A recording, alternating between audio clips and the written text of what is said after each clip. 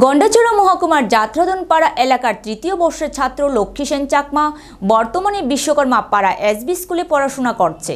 তার উপর শিক্ষক শ্রী জয়মণি চাকমার নির্যাতন নতুন নয়, একাধিকবার এমন অভিযোগ উঠেছে অভিভাবক মহলের পক্ষ থেকে।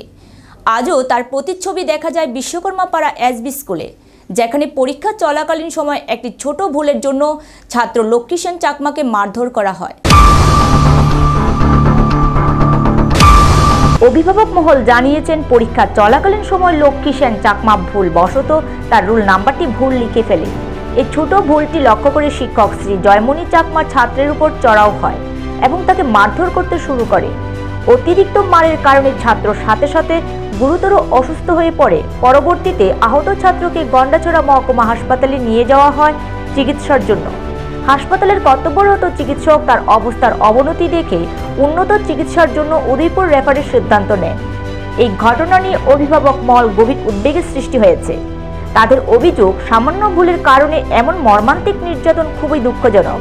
তারা দায়িত্বশীল কর্তৃপক্ষের কাছে শিক্ষকের বিরুদ্ধে কঠোর ব্যবস্থা গ্রহণের দাবি জানিয়েছে। এই ঘটনার পর এলাকার জনগণ সহ অভিভাবক মহল সহ সবার মধ্যে ক্ষোভের সৃষ্টি হয়েছে এবং দ্রুত সুষ্ঠু তদন্ত করে অভিযুক্ত শিক্ষকের সঠিক বিচারের দাবি তুললেন অভিভাবক মহল।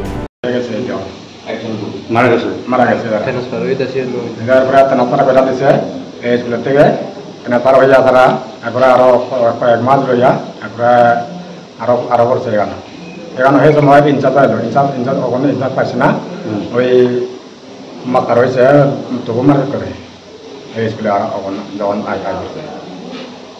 আপনার ছেলে কোন ক্লাসে পড়ে? তৃতীয় পরীক্ষা আছে।